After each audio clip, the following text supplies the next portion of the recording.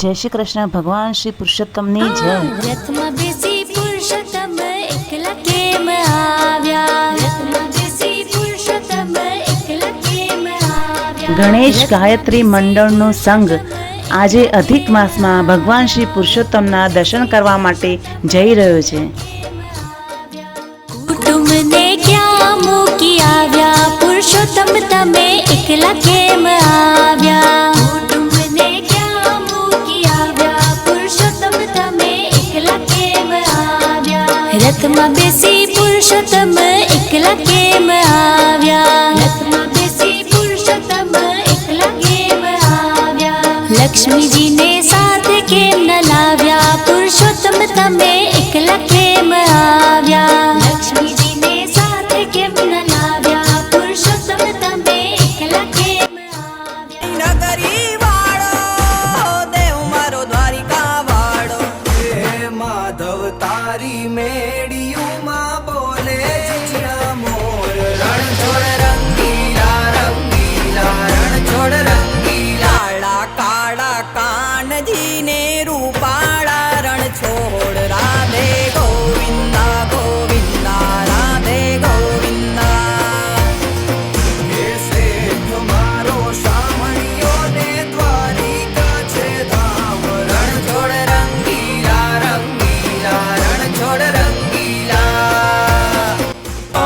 કાનાને નોતરું દીધું રે ગોપી બાન ભૂલી ગઈ। સૌથી પહેલા અમે દેવોના દેવ મહાદેવના દર્શન કર્યા।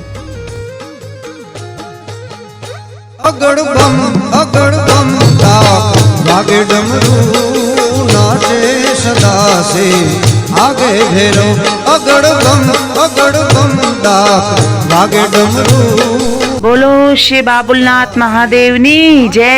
અગડ બમ ડાક વાગે ડમરું નાચે સે એ નાચે ગુણેશાન નાચે હનુમાન પાર્વતીના પ્રાણનાથ ભોળા ભગવાન અગડ બમ વાગે ડમરું નાચે સદા સે આગે ભેરો નાચે સદા સે આગે ભેરો। મહાદેવના દર્શન અમને તરત થઈ ગયા કારણ કે ત્યાં ભીડ હતી નહીં અને બહુ સરસ દર્શન પછી અમે માતાજીના દર્શન કરવા માટે મહાલક્ષ્મી ગયા। ઓમ મહાલક્ષ્મી સરસ્વતી મહાલક્ષ્મી કાલી મહાલક્ષ્મી મહાકાલીન મહાસરસ્વતીના દર્શન કર્યા પછી હવે અમે સંન્યાસ આશ્રમ તરફ વળીએ છીએ। महिमा नारी शिव की जटा से निकली गंगा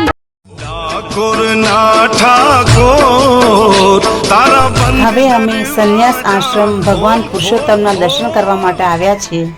આટલા દર્શન કરતા અમને 3:30-4 થઈ ગયા હતા।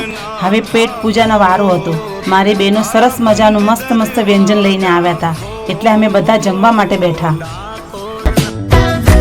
નાગર નંદજી ના લાલ નાગર નંદજી ના લાલ ઘાસ રમતા મારી હથડી પોલ નાગર નંદજી ના લાલ ઘાસ હો કાનાને નોતરું દીધું રે ગોપી બાન ભૂલી ગઈ।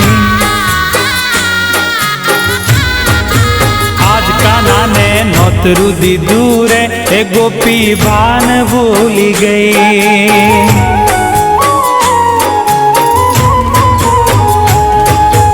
બાન ભૂલી ગઈ રે ગોપી ગાડી ગેલી બાન ભૂલી ગઈ એ ગોપી ગાડી ગેલી।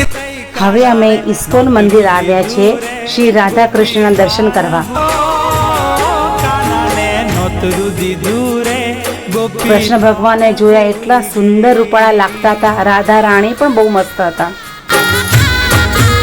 આજ કાનાને નોતરું દીધું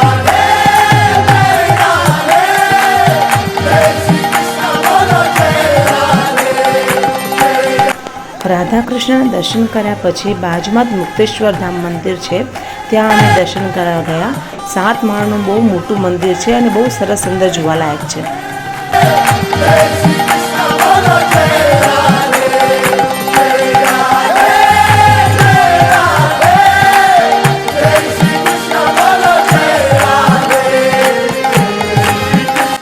આ વિડીયોમાં ખીડકાળેશ્વર મહાદેવના દર્શન લેવાના રહી ગયા છે.